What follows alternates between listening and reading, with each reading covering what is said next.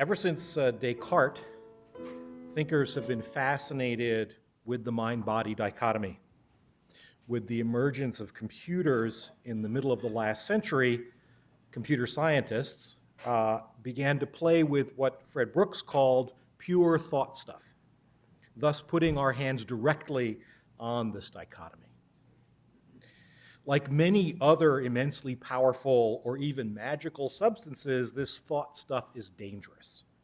The digital pioneers, some of whom are here, who innocently opened Pandora's box, did not realize that in so doing, they would start a process that would not only change the fabric of society, but might even begin to change the way the next generation, the digital natives, actually think. When I was a child, everyone worried about the threat that nuclear weapons presented to human society as a whole. Maybe, in fact, the real threat is our computers. Who knows?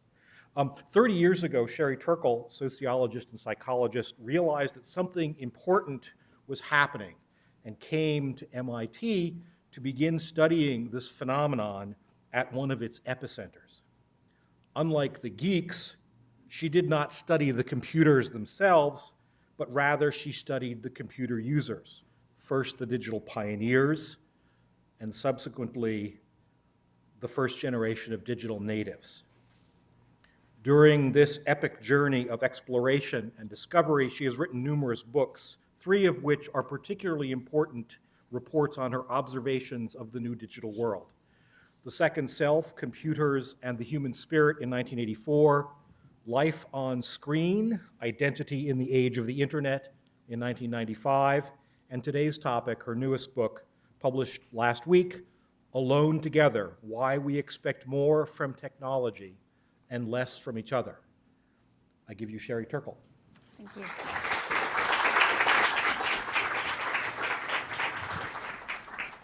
It's a pleasure to be here, and I'll be talking mostly, of course, about Alone Together, but let me just say a word about this trilogy, because really this is the third in a kind of set.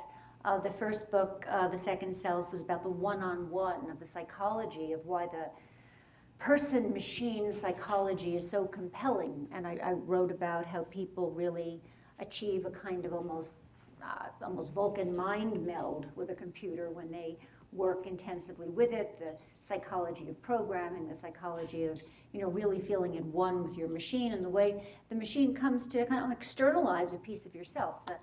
The line in the book that captured that for me was a 13-year-old girl who said, when you program a computer, you put a little piece of your mind into the computer's mind and you come to see yourself differently, and that's what gave me the title, The Second Self. And then the second book, Life on the Screen, Identity in the Age of the Internet, was really about how we started to step through the screen and through avatars, the early virtual worlds, Mouz, MUDs, the early AOL experiences. We really began to learn about what kind of lives we could live on the screen, what kinds of identity play, what kinds of experiences with being other than ourselves, experimenting with self we could have in this new playful space.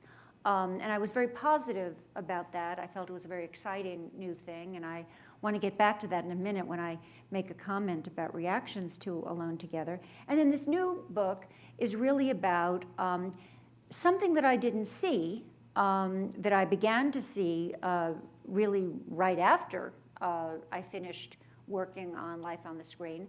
My model, what I was studying in Life on the Screen, when I studied all these people on Mouz and MUDs and starting to be with AOL, were basically people sitting at desks with windows open on their screen, cycling through the windows on their stable sitting computers and even laptops. Right, I would say, I finished that book in 1990. It came out in 1995, which means I finished it in 1995 and 1994 and a half, And then I would say in 1995 and a half, 96, I met Steve Mann, who was basically wired up as a cyborg and showed me, along with the other people who at that time at the Media Lab called themselves cyborgs, what it meant to be always on with your technology, always on and always on you. I mean, it was a kind of glimpse into a future that we're all living now. I mean, because basically everybody here who has any kind of mobile technology is living the world that those early cyborgs were pointing to. And it was that, you know, in those days, the cyborgs, many people took those cyborgs to be handicapped. I mean, they looked, you know, they were wearing backpacks and antenna, and, you know, they were not elegant creatures, and they were dealing more with people kind of feeling sorry for them and wondering if they needed special equipment and, you know, how to live looking like that. But I hadn't realized in all of that discussion of identity play and all that stuff what it would mean. And this is my lack of seeing. I hadn't thought through in Life on the Screen what it would mean if it were always on you. And basically for the past 15 years, I've been following that story. As that story has developed, I've been following it for grown-ups who came to get used to it, and I've been growing it for the cohort of children who then became teenagers and so forth, for different generations as they matured, as we've gotten used to living in that kind of culture. And as we've gotten used to living in that kind of culture, I've developed some real concerns, mostly, you know, from the point of view of a psychologist who studies developmental issues. And I just want to say in the beginning, you know, I'll tell you a little bit about those concerns. Obviously, they're in the book. They're the concerns of a psychologist and an anthropologist as I've studied these generations and I've studied contemporary behavior. I take nothing back. I was on the cover of Wired magazine, you know, I love all my gadgets, I love computing, I love technology. I take nothing back from all the things I said about the identity possibilities of the computer, about the wonderful things it brings us. But that doesn't mean that as I've seen this new development of always on you computing and what it means to always have the possibility of also being elsewhere, that I haven't seen some things that I think we need to rethink and take seriously. And I've been very interested in I'm thrilled to speak at Google and to kind of have time to interact with you because I've noticed in the reviews of this book, and one that's coming out in the New York, particularly one that you haven't seen yet because I just saw the advanced review, is coming out in the Times on Sunday. It basically is, she was on the cover of Wired magazine, she loved this stuff, now she doesn't. It's kind of like technology and I were dating, and I, kind of like a spurned lover, And I think there's something about, and there was one in the Boston Globe similarly, she used to love technology, now she doesn't, what's the matter? And I think there's something about that reaction to, that it's all about me and whether I like technology. It's all about why don't I like technology anymore? That is so far away from what I intended in writing this, what I intended when you read it, what I'm trying to be about. It's not all about me. It's not all about my technology lover. It's not all about whether he feels spurned. It's not all about whether you love or hate technology. Technology is our partner in making our lives, in constructing the self, and how our kids grow up. It's not like we're stuck with it. We are in a human dynamic partnership with technology. That is how it is and how it should be and how it always will be. The question is, and here I differ from Kevin Kelly, it's not what technology wants, it's what kind of partnership we make with technology to get it right, to serve our human purposes. So I say this, I don't mean to sound I don't say this really in a spirit of defensiveness, but in a spirit of, as you are at the epicenter here of really setting the terms in some ways of this new kind of partnership, be very aware that there's a kind of tendency to play this game as though you're for or against technology. a tendency in the media, a tendency in in people who are cultural critics of technology, who are out there, and I'm just saying that I think that that's a dangerous frame of mind, because this is not about being for or against it. This is about getting the human journey right. So, for example, when Mark Zuckerberg says privacy is, what did he say? He said yesterday, privacy is no longer a norm. And I tweeted, what is intimacy without privacy? What is democracy without privacy? Now, that wasn't to take an anti-Facebook and right away I get back, that's an anti-Facebook position. I don't think asking what is democracy without privacy is an anti-Facebook position. I wasn't turning down Facebook on a date when I raised that question. It wasn't an anti-technology position. It was simply saying, and certainly to you at Google, what about democracy without privacy? What about intimacy without privacy? Let's talk about this. I mean, these are not questions that necessarily take positions against technology. These are questions that people need to ask in an open, free society, and they should be talked about. And I'll get to more of these in greater detail in my formal remarks. But to ask a question like that, what is intimacy without privacy? What is democracy without privacy? And being attacked as having an anti-Facebook position, I just think is a curious, isn't my intent. But I want those questions discussed. I want them discussed for kids. I want them discussed for the society at large. I just think these are questions that shouldn't have to do with, with whether you like or don't like technology. So let me tell you a little bit about how I got to this book. I mean, first of all, I told you about kind of the cyborgs that got me thinking about the always-on culture. But there really were there are two threads in this book. That two things basically started happening that because after that started happening after I finished Life on the Screen, where I sort of thought I would take a little bit of a break. And even though I've been working on this book 15 years, it really reports on 15 years of research, because two things started happening that I felt that I couldn't write about until I saw them develop over a long span of time, because I thought they were very complicated things, and I really wanted to see almost a generation try to deal with them. And of course, you never know when to stop, and I almost arbitrarily chose a 15-year time frame as saying, look, it's a 15-year look at how these two things have developed. And the first were sociable robots, which from a certain point of view may seem to you to have nothing at all to do with social networking, but in my mind, actually, the two stories interweave, and I hope you'll find when you read the book, if you read the book, that they interweave in interesting ways. So, sociable robots, what interests me about them is that it turns out, because I'm obviously interested in questions of substitution for the face-to-face, the one-on-one, the being with each other, and kind of body-to-body, eye-to-eye contact. The sociable robots are robots, and I'm not against love the robots, not against robots that do stuff for you, vacuum, clean, dishes, the robots in war that go after the bombs and go into the dangerous places. Very pro-robot woman, just on the record.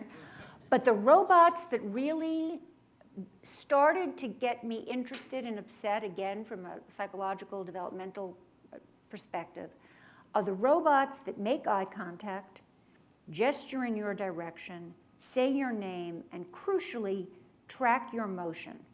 Because when a robot does that, and in the book I tell the story of my first meeting with Cog, which is a robot that does that. When a robot does that, it turns out that you are toast, because you feel that somebody is home.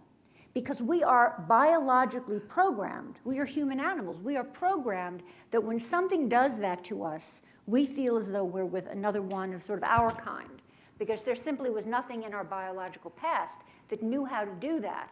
And so when we meet one of those, we feel that we're sort of home. with another creature like us. And when I met Cog, again, just as I was finishing Life on the Screen, I think I met Cog in 1995, I met him in Rodney Brooks's laboratory. There was another person who came into the laboratory with me, and I knew exactly how Cog worked. I had all the information in the world about how this robot worked, and I started competing for his attention. Its attention. And there again, it's almost impossible not to think of it. That was, not an information processing error. That was a Freudian slip. I absolutely could not help myself but to want to have this robot's attention. And, part of me is saying, get a grip, get a grip, get a grip. And part of me, it's not about information about how the robot worked. It is absolutely visceral. It's the quality of the experience. And so I began to do studies with kids and not kids with these sociable robots that are designed not to be intelligent. They're not smart. They're smart about pushing your Darwinian buttons. So it's not about their intelligence, it's about our vulnerability. And I wrote this book, the metaphor in Alone Together is about human vulnerability and the technological affordances. That these are technologies that are built around what is human vulnerability and what are the technological affordances that push on those human vulnerabilities.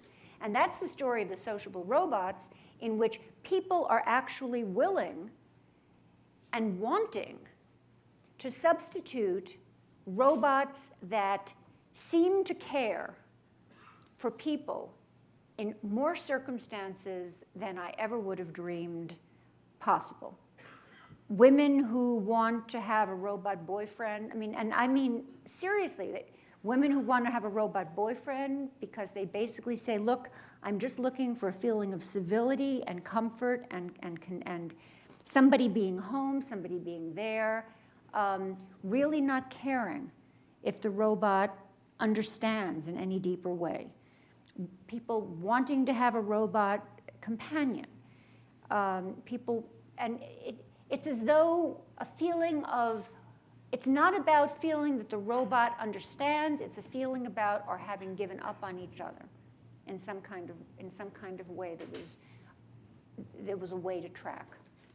And so it's a complicated story about why people, again, understanding the limitations of robots, are willing to settle for that. Much as they're willing to settle, I think, for giving up the human voice in other kinds of communication. So the robot story, and then the story of I'd rather text than talk. In the robot story, I just want to say one thing that surprised me. I began to study the earliest sociable objects because I wanted to get, really, I believe that everything starts in the nursery. It's one thing for me to meet Cog as a grown woman, but I wasn't socialized to love these objects. And the first objects that were there to study were the Tamagotchis and the Furbies. And the Tamagotchi is an incredibly important actor. How many here ever remember a Tamagotchi? Sorry, okay, so you know. The Tamagotchi asked for love. It asked for nurturance, and it turns out that nurturance is the killer app in sociable robotics in the following sense, that we don't just nurture what we love. Human beings are programmed to love what we nurture. So that a digital creature that asks for nurturance gets us to love it. So nurturance is the killer app in forging a connection with a digital object. And if you look at people's relationships with digital objects, the most successful ones, the Tamagotchi, the Furby, are the ones that ask you for something. And I sort of trace that story in the history of the sort of sociable robotic revolution. Nurturance is the killer app for sociable robotics. And that story, for me, goes along with the story from the other direction, which are the temptations of the new relationships that we can have with each other via mobile connectivity, always on and always on us. We now expect the control over our time and emotional resources that texting and messaging provide. We don't use the voice minutes on our phones. We'd rather text than talk. to the point that talking comes to seem intrusive, a demand on our real time. These are the results of my interviews, hundreds and hundreds of interviews. We turn instead, obviously, to Facebook, to friending, to Twitter, to worlds in which we play avatars, being ourselves but not quite ourselves. One of the very interesting things I found in studying both gaming and social networking is there's a very surprising kind of paradox, is that when we play an other, for example, an avatar in World of Warcraft, we end up playing aspects of ourselves. In other words, you think you're playing, you know, really a very far out avatar, but you realize that you're playing an aspect of yourself, something that I'd already seen in studying the mudding world. But when you go to places such as Facebook, where you think you'll simply be yourself, you end up playing a role. You end up in a life of performance and self-presentation, which has very important, decisive implications for adolescents. Because, you know, you can say, oh, look, all the time, you're always performing, everybody's always performing, everybody's always performing. But when you're really with people face to face, you know, in the real, there are ways in which you have moments, you have glimpses, you have ways of feeling like you're not performing, of having those moments when performance slips away and you kind of relax, you're kind of yourself.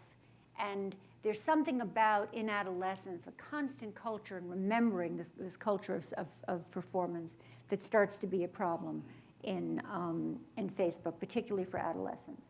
So in these lives of performance, I found, again, my work is qualitative, it's interviews, it's a lot of interviews, it's interviews over long periods of time, but it is interview work.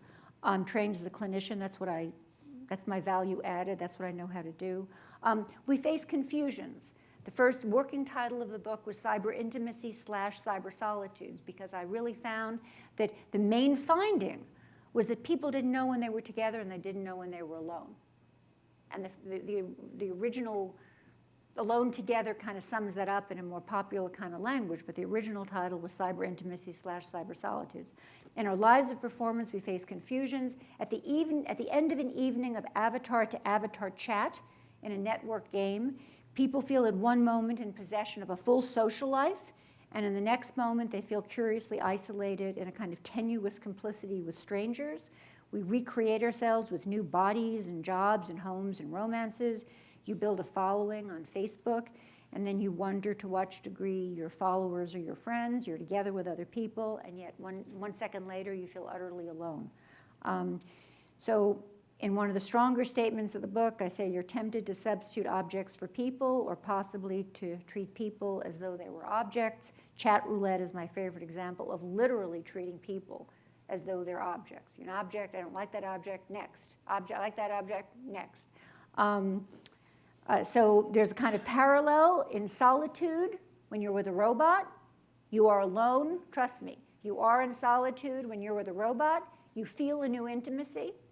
And when you're in intimacy, you're with another person. When you're, you know, with another person online, you have potential for intimacy, and people still, because of the medium, can feel a new and unexpected solitude. And those are the two parts of the book that I decided to make it one book to try to make those two things play off each other. So here's a psychological implication of this new connectivity. Today's teenagers tell me that when they have a feeling, they turn to their online contacts on Facebook or on their phones, because sharing the feeling has become part of having the feeling. So when you live in a world of continual connection, people who are only a touch away are there for continual validation. It's kind of I share, therefore I am. We move from I have a feeling, I want to make a call, to I want to have a feeling, I need to make a call. I have a feeling, I want to make a call, to I want to have a feeling, I need to make a call, which is a very different thing. Or I want to have a feeling, more likely, I need to send a text.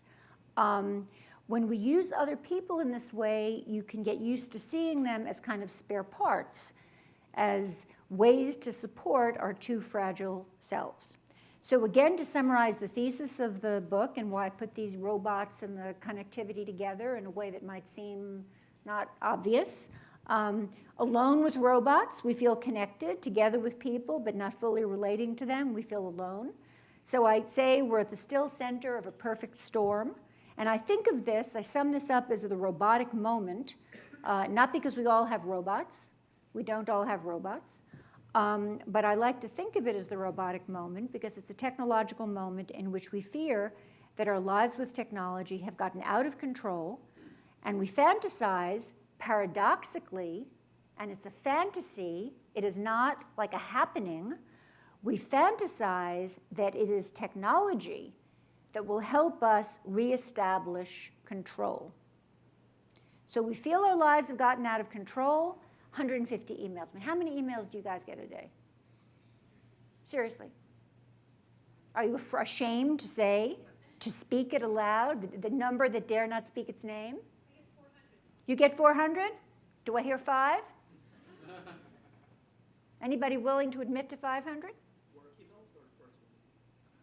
Okay, let's just start. Messages of any sort. How much do you have to, how many messages of all sorts do you need to respond to every day?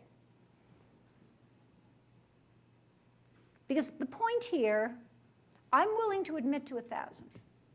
I'm willing to admit that I need to respond between the email, the texts, the crucial Twitters that say you're a jerk. The Twitters that have to be answered because or I feel that they have personally, insulted me. I'm willing to admit text messages, the urgent pleas, letters of recommendation that need to be, because now anybody can reach me at any time, so a letter of recommendation that needs to be done tomorrow no longer seems an outrageous request. It can be 1,000, it can be 1,200. Just constant. And the argument in this book is that when you, and it's not an argument, this is actually the findings from my interviews, that the doctors, lawyers, Indian chiefs, management consultants, professionals of all stripes are willing to say to me that when you get that much input and you have to respond immediately, you start to ask questions that can be answered quickly. You start to give answers that you can answer quickly.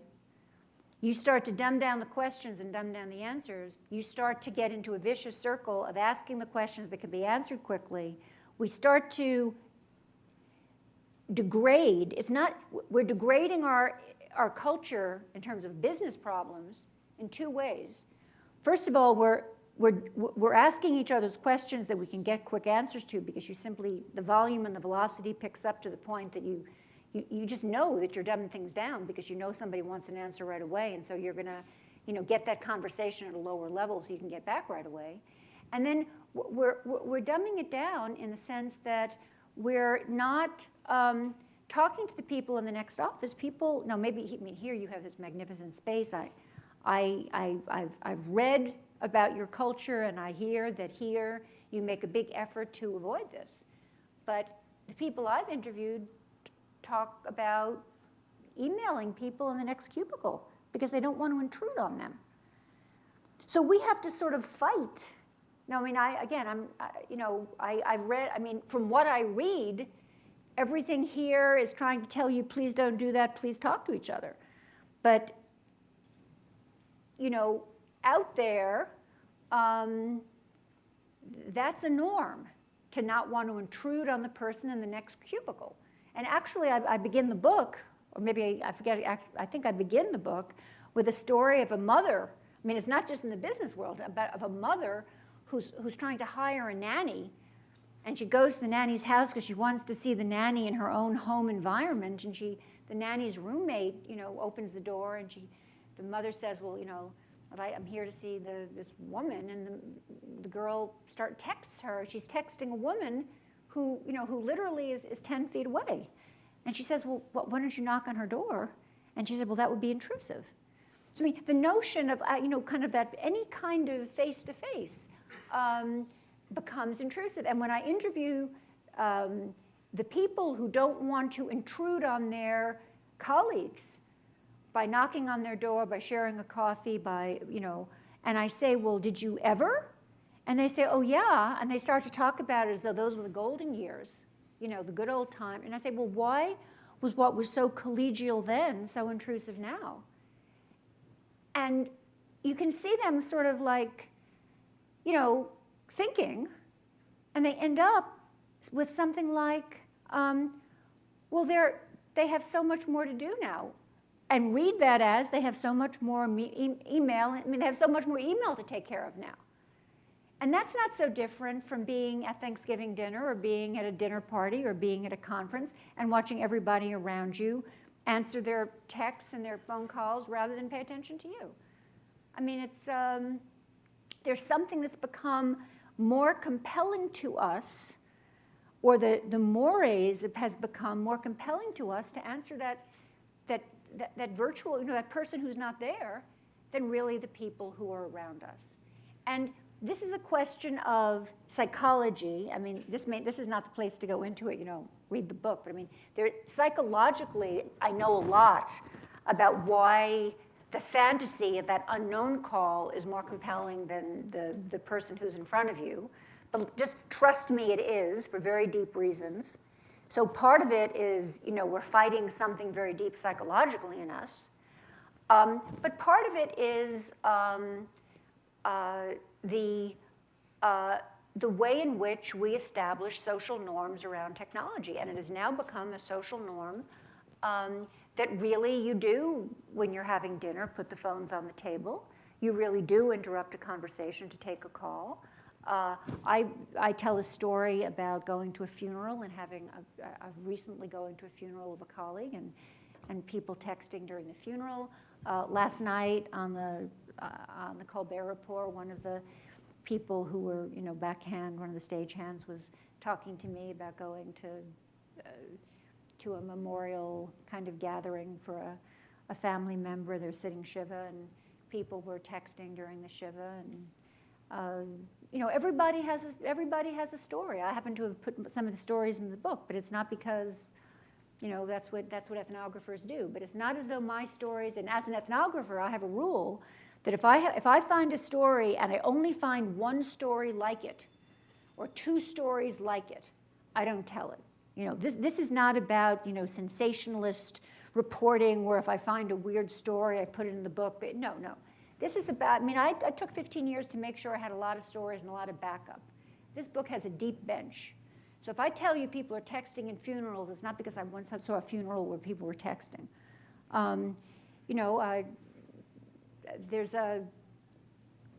We're giving up on something about ourselves, and this is in our control. Let me just end by saying, because I want to make sure I have time to, take your questions. I want to end on just, two things that at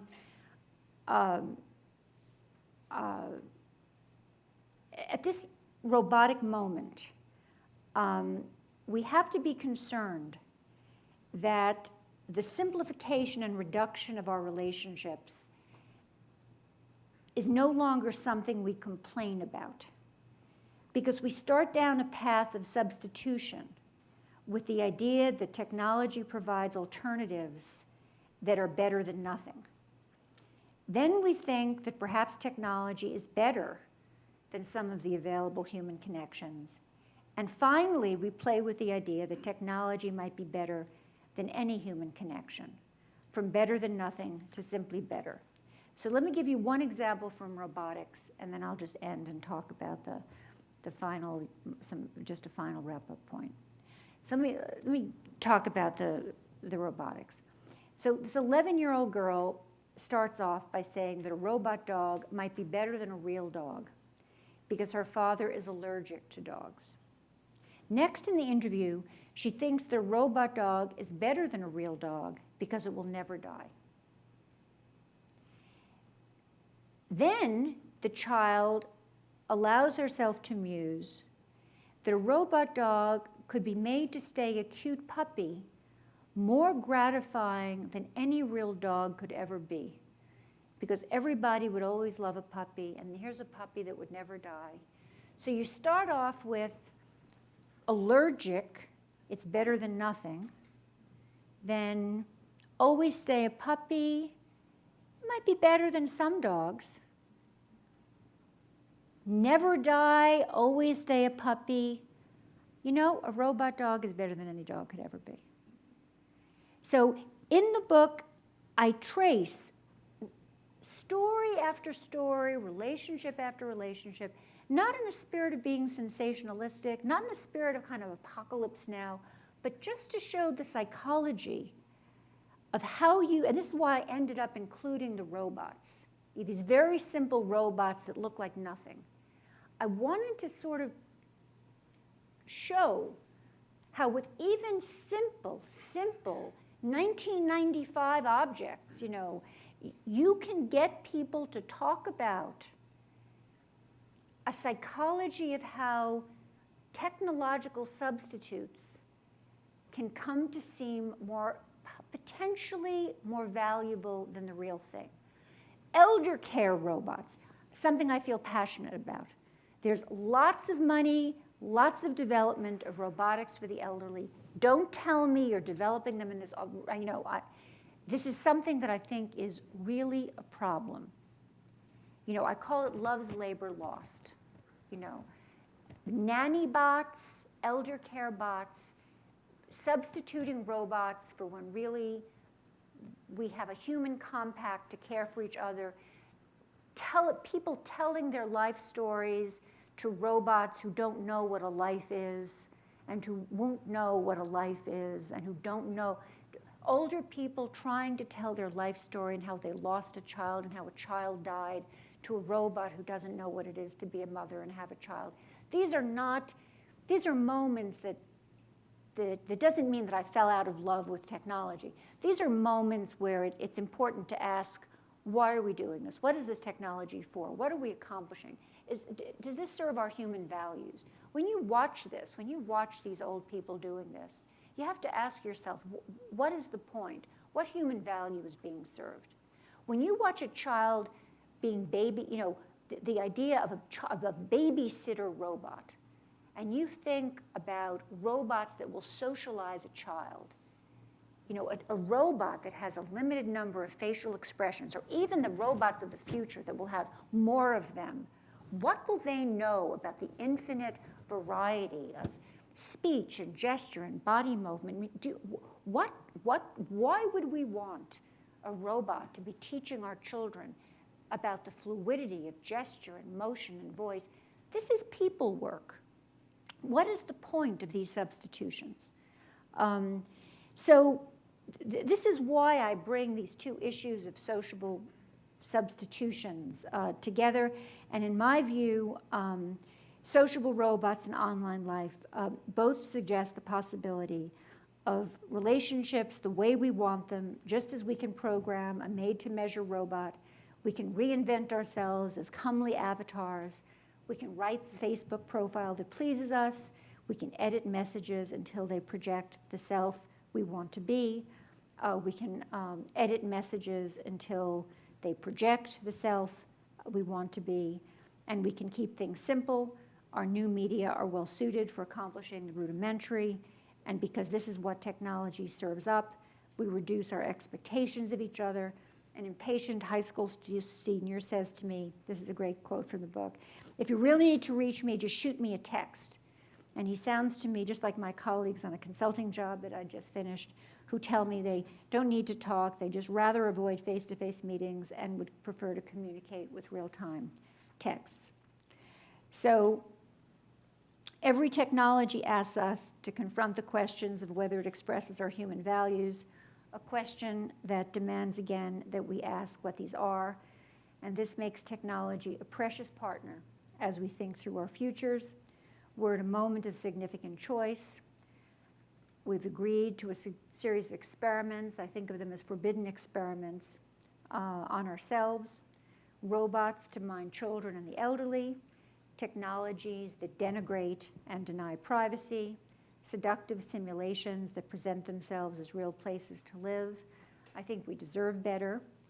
And when we remind ourselves that it's we who decide how to keep technology busy, when we just remind ourselves that it's not what technology wants, it's what we want, I think we'll have better. And I just want to end with several points, some general and some specific for business. The general comment is just to remember what is the moment we are at. And I think I said this in the beginning. It sums up in the phrase, early days. Just because you grew up with the internet, don't think the internet is grown up. It is time to make the corrections. It is a moment of opportunity. Second, do not fall into the trap of allowing yourself to use the phrase, it's an addiction. When people talk about, I'm addicted to this, I'm addicted to that, I'm addicted to Facebook, I'm addicted to Google, it gets you, if you're addicted to heroin, one thing to do, get off heroin. When people talk about being addicted to Facebook, Google, surfing, searching, it makes them feel impotent and hopeless. We're not going to give up this technology. We have to learn to live with it in a healthy, productive way. It's like food. It's more like saying, you can't control, you're having a problem with the cookies. Well, let's really think together about the cookie. You're having a problem with food. We have to think about how we're going to live most healthfully with food. That's been a problem for a lot of people over a long period of time. Sometimes it can feel like an addiction, but this technology is here to stay. And when people use this phrase, the horse is out of the barn. It's over. It's over. Privacy is over. Privacy is not over. We need privacy. Without privacy, really, you have some choices between, dictatorship, demagogues. Privacy is not over. We have to just learn how to live with this technology and the kind of privacy we need to have the kind of open society we need. You can't just say privacy is over. You have to learn how to live with this. So all this horses out of the barn, we're addicted. It's just ways of deferring and not dealing with the problem. Okay, that's my really general thing. And then things on a business level that I think you really need to be thinking about. I've made reference to them, but I really want to kind of just mark the moment. This thing about asking ourselves simple questions because you want instant answers on email, because the volume and velocity of texting, you simply need to create environments where we can ask the more complicated questions. Universities all over the country are just turning off that wireless in the classroom. And because you're asking your students a complicated question, you cannot afford to have them shopping while they're trying to think of the answer. You really do need, some things just need, full attention. And our problems are so great that we just need to get back into the habit of making some spaces for full attention. And second, we are too connected to think. We need time for reflection, real reflection. We're not taking the time to think because we're too overwhelmed by the volume and velocity of our constant connection. And this is a problem that we're going to face together in the next decade. We all need to be partners in. It's not about liking technology or not liking technology. It's just about forming the right kind of partnership with it. Thank you.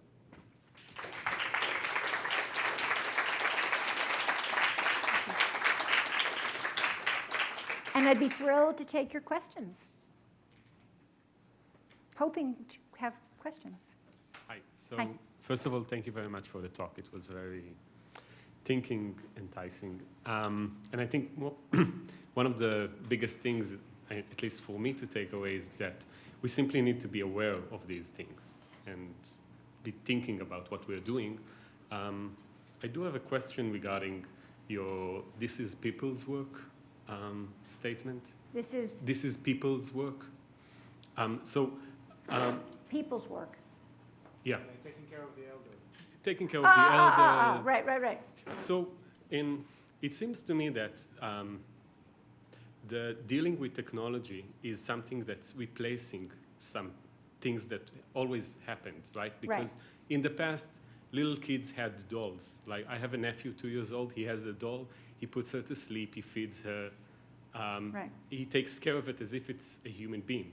I have friends who have pets, and they talk to them. They share everything with their pets. Right. And these phenomena have always been the same, but maybe the technology made it more vast and more common and allowed people from all levels. So why do I think the sociable robots are different? Yeah.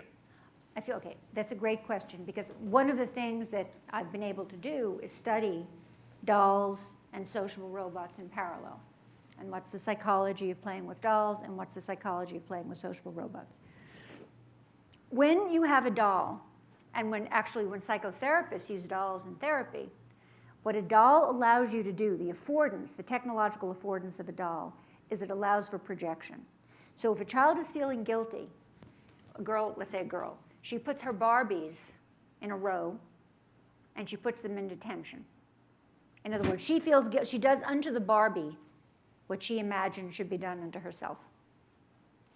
If you have a doll that's telling you how it feels, that's making demands on you, that has its own needs, its own agenda, it's a sociable, that's what it means to have a sociable doll. It's its own little, it doesn't leave the child that space.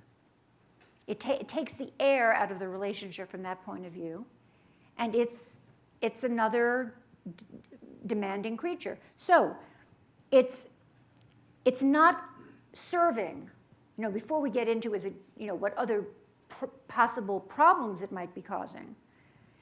It's not allowing for the wonderful things that your niece and nephew are doing with their stuffed animals, their stuffed bears, their dolls, their pets. So on the other hand, because of the special seductions that it has, and it's built to be seductive, it draws the child in because it makes the child feel recognized. And unlike the Barbies, when it asks for nurturance, it really asks for nurturance. And unlike the Barbie, when it asks for nurturance, it says thank you back and forges this bond, but it's a bond that goes no place. So it forges a bond, but it's not a bond that can then develop, because really the doll has nothing to give back. So, what do I think? Do I think these dolls will be out there? Do I think these dolls will have their place? Do I think, of course.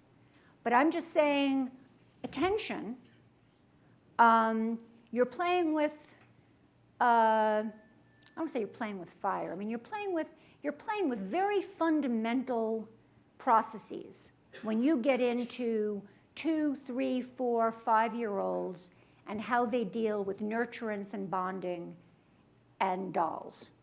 In other words, you can't kind of have it both ways. You can't have, you can't say you're creating a radical technology that's dealing with the most powerful processes of socialization and then say, oh, well, it's only a toy.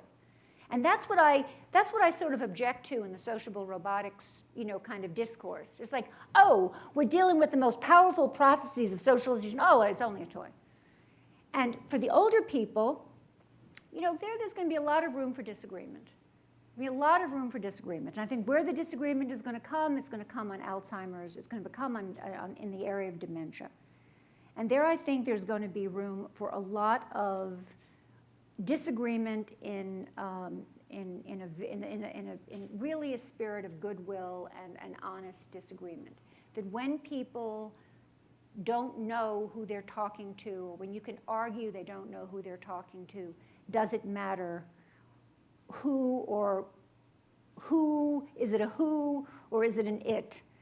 And I think there's already some very interesting, very responsible conversation about that. But when you go into a nursing home,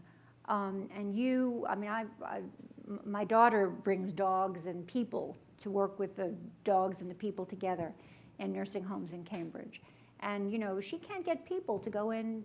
She tries to organize this program to bring people into working in this nursing home. It's time to bring some people into this nursing home. And the argument for bringing in the robots is that there are no people for these jobs. And there are a lot of people for these jobs if they were paid and given compensation and trained to do it. And one of the things I come down very hard on, I mean, the one place in the book that I think I do sound a little bit sort of school marmy really is that argument. There are no people, every robotics presentation I go to at these conferences starts with this: there are no people for these jobs, we need robots.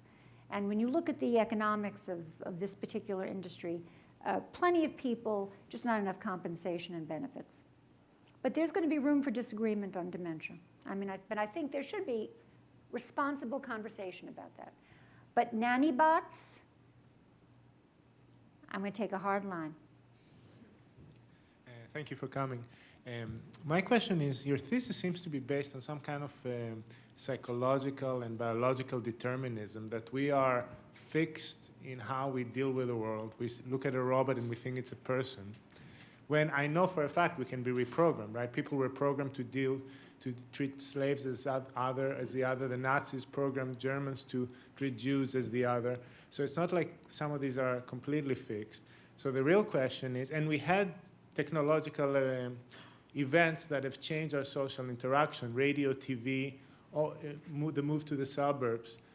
So the real question is, why do you think this is an apocalyptic change, and why do you think that we will not be able to compensate for it, and what do you think that form of compensation will be? Well, I'm arguing that we will, if we have our wits about us, form a part that if what guides us is where we want it to go, we will form relationships with robots that will be in our best interest. But I think it's sort of, I put first, where do we want it to go, as opposed to we will somehow go someplace with it. I think that's the difference between, Kevin Kelly and I are very close friends and colleagues. And I think the difference between us is that he thinks that together we will evolve into something, what technology wants. And I think that, that there is questions of human choice here about where do we want it to go. So I do think that we're going to evolve into new kinds of partnership with technology. But I think that the question of whether, for example, the book begins with David Levy practically dedicating the book to me because he thinks that here's a good example. In 1980, in the early 1980s, I interviewed a lot of computer hackers who were feeling socially left out at MIT. And there's one guy called Anthony, it's not his real name, it's his made-up name, who said he felt that he really couldn't get along with girls. This was a limitation. And David Levy wrote a book, he's a computer scientist and AI person. He wrote a book called Love and Sex with Robots, in which he talks about marriage to a robot. And he dedicated the book to Anthony because he thought that this would be a perfect solution for Anthony. And he sends me a copy of the book to Sherry Turkle's Anthony. I should give it to Anthony. This is a perfect, and he writes in the book, this is a perfect solution for David, for Sherry Turkle's Anthony. We will evolve to a point where we will happily, everybody like Anthony, in other words, people who feel a little bit socially inept, will have a robot to marry. We won't have to get over the problems of being with people. We can all have robot husbands and wives. So that's an example of where, in David Levy's mind, we're going to co-evolve so that we see robots as adequate partners. Right, but in my assuming mind, that it's going to last more than a week, right? I mean, there's this assumption there that this is going to really work. I'm just saying, from your point of view, 100 years from now, 150 years from now, in terms of evolving and reprogramming, I'm trying to take your thought to that here's a guy who thinks as you do, but really takes it out there. We'll evolve, the robots will evolve, Kevin Kelly said, everybody's going to co-evolve, and we'll be at a point where we'll see robots as adequate partners. And I say, why? Anthony wanted to be He felt like a kid at a candy store. He wanted, with his nose pressed, up against the window. He wanted to be let in. He wanted to have more skills, to be let into the world where he would feel more comfortable with people. He didn't want to be told, you're a little socially inept, you get to get a robot bride. So I say human values first, and then let's figure out how to live with this technology in ways that I'm against these substitutions. So in that sense, I would have to say, in all honesty, that I'm a little bit species-ocentric, kind of have a species chauvinism in contrast to these other writers about technology. I think that's the kind of fair owning up. So what you've said makes me think about a technology transition that happened in the 1700s. Before that, novels didn't exist and people didn't read novels. And people started reading novels, and particularly the young people started reading them. And the establishment, the older generation, were shocked and horrified and very disturbed by the reading of novels. They thought that the reading of novels would lead to deep perversity, to the destruction of society as they knew it, to sort of the end of humanity. And we sort of came to peace with novels in some way. Because before that, you couldn't tell a story with an inanimate object. You couldn't evoke emotion. You couldn't evoke desire. You couldn't evoke a lot of the human things that you're talking about in your analysis here using inanimate objects. And with novels, suddenly that changed. And people were, in a fundamental sense, rightly disturbed. Okay, I don't know how we got past that, but we clearly did, because now, in fact, if I found my son reading a novel, I'd be delighted. Okay, so what I'm curious about is, are there any lessons for us in terms of your research from our experience as the race, the human race, with the sort of the comprehension of something like novels, fiction, the romantic novel that sort of came to be in that time? Well, I think we're going to become, and I think we already have become, appreciators of search as a genre, as an occupation, as a way to explore the world. I mean, the notion of search, I mean, who searched? I mean, you had an encyclopedia, you kind of got to a static entry. It was boring, it was long, it was written by people who knew where they were.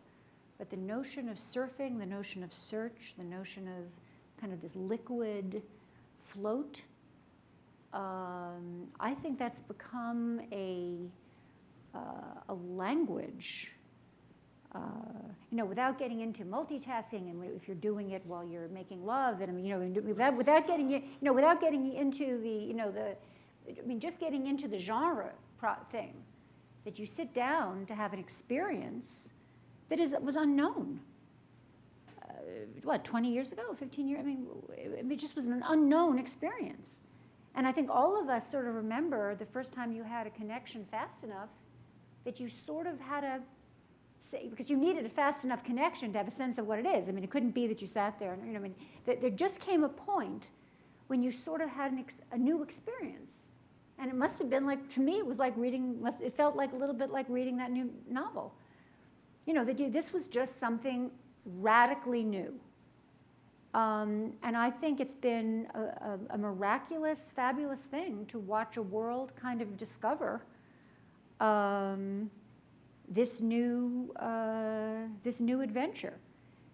Now, I think just like, you learn that if you just never, it's like there's a wonderful story by Woody Allen, the Kugelmass episode, where he lives inside Madame Bovary. Does anybody know this Woody Allen story? Anyway, he goes to visit a magician, and the magician has a machine, And if you step inside this machine, you get to be in any novel you want. So he chooses a chapter in Madame Bovary where Emma Bovary is making love with her lover in a carriage. And it's a very good chapter to be in. And he, of course, is the lover. But then he's stuck there in the Kugel. I mean, anyway, he can't get out of this. He's in Madame Bovary. And I think that, just as you don't want to be stuck in the novel, that it was great to be in that one chapter, but then he's stuck with Emma Bovary, and she starts to just be the bitch she really is in Madame Bovary. He just wanted to be in the carriage with her, but then the next chapter, you don't want to be stuck, in constant search. I mean, I think that's the issue, is that, if all you're doing all day is searching and surfing, we have to learn to live with the novel, and we have to learn to live with the capacity for search and do other things too. And I sort of think that's what we're at now. We're in this very rapid learning curve, but we have to recognize it for what it is. It's a very rapid learning curve of learning how to live with this very powerful new device. It's very exciting, but it also needs us to be aware, and it needs us to be not afraid to say we're doing something very hard, we're doing something very new, very complicated, and we can't get jumpy and all nervous if somebody says, think about it. So that's what I'd say. Hi. Hi. Thank you for your talk, and thank you for coming.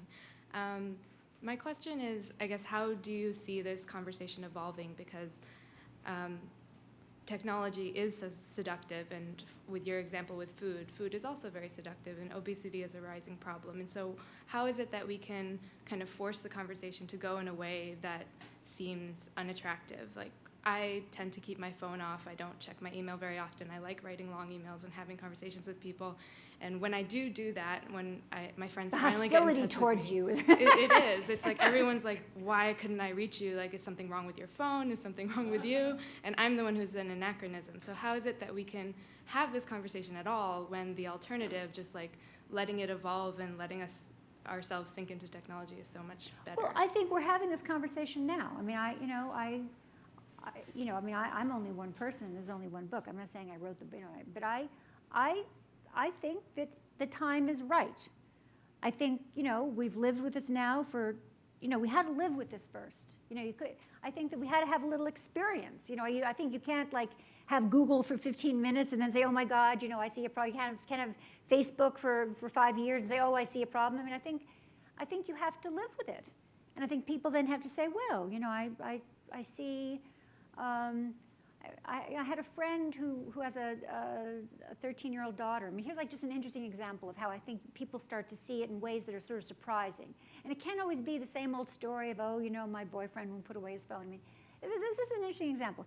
So she tells me about a birthday party. And she has a 15-year-old daughter. And 15-year-olds, there's a point at a 15-year-old party when there's a lull, and then they have to kind of work through it. And that's part of the point. They work through it. But now they're all on their phones, and so they all contact elsewhere. And they all left because they all had they all could bail. And I thought, I forget if I told you the story, but I mean, there was something about that story in its particularity. And that sense of always bailing. I think that we're going to start to see, just in our everyday lives, as we really have experiences, that we need to just begin to strike a balance. And I think you're going to see, more and more people just saying, we're giving up on something here. So I think that, it's not going to be. It's going to start with small things. It's going to start with people not taking calls. It's going to start, first of all, kids are starting to complain. So just as my generation rebelled against how their parents treated them, you had a group of parents who treated their children differently and their parents, so that generation did the opposite. The children I am interviewing now, their parents texted at dinner, and they work on, and perhaps these are, I mean, I'm not sure, you know, the ages of everybody here, but, you know, the children I'm interviewing, 8, 9, 10, 11, 12, 13, 14, 15, their parents are texting at dinner. They are begging their mothers to make shorter meals so that maybe then their fathers won't text during dinner. Their fathers are texting on Sunday, watching the games with them. Their mothers are having their phones out while they're reading to them. Their mothers are pushing the swings with one hand and have the phone in the other hand. I do field work in a playground where there's texting and they're watching the jungle gym texting. The kid is like going like this on the jungle gym and the mother can't look up. These children are not going to let their children, are not going to text with their kids. So, I mean, you talk about the accommodation, is that there's going to be an evolution so that in a few years, last night on Stephen Colbert, I was describing this, and he said, "Oh, why don't they just change it?" He says, "Why don't they just change their Facebook status to abandoned?" You know, I mean, you're going to have those children not doing it. So I think we are going to get. So I'm optimistic, despite everything that you read, you know, about the reviews you read about me. I'm optimistic. I think that we're going to get better at this. And I think we're going to have these robots in these nursing homes, and we're going to start to say, you know, couldn't we spend some money on training some people? And these robots, you know, this is starting to feel yucky. You know, when you really watch, I mean, how many people have had the experience of really watching a woman who's lost a son try to explaining that to a robot that's going, uh-huh, uh-huh, uh-huh. Now, I have had that experience. It's totally creeped me out. But there, you know, not that many people have really sat there and had that experience. And I'm telling you, when more of us have had that experience of people pouring out their little hearts to robots who you know understand nothing, I think we're going to say, you know, I say send in some college freshmen to this who, you know, I say, you know, really mobilize and have an AmeriCorps program for this. You know, this is just not a happy feeling here. And I think we're going to get more sophisticated about this. So I say stand your ground. Okay. Yeah, I sort of hope this is true, although I'm not sure that I am all that optimistic. It seems to me that as technologists, we've effectively realized Joe Weizenbaum's worst nightmares. And we're living through it right now. And I see this in, you know, my own children and, you know, how they interact with their people, and also with younger people here at Google and so on. And I'm wondering if we've gone past that point of no return. Well, okay, this is what you know, when I hear the horses out of the barn, you know, I read the book. But when I hear the horses out of the barn, I mean, I taught with Joe. When I got to MIT, I taught courses with Joe, and he felt that the story was over in 1976.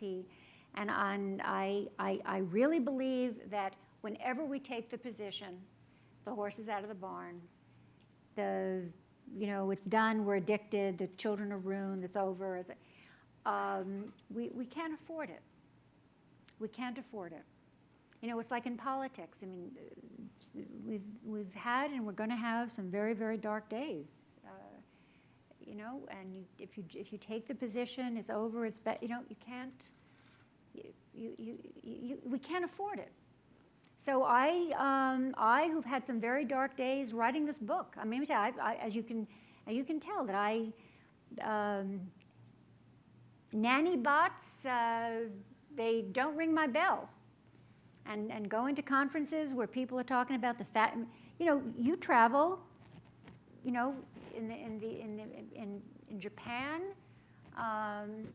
Is there a problem with nanny bots? Is there a problem with elder care bots? Is that teacher bots? I mean, these are like, it's like, does anybody see a problem? Nobody raises their hand. I mean, you can't, and then there's not even a language for discussing what the problem might be. I mean, sometimes you even need to struggle to find a way to describe what the problem might be, because really notions about individual autonomy and privacy, I mean, these are not, here I'm still speaking with a kind of common shared sense of what these things might be.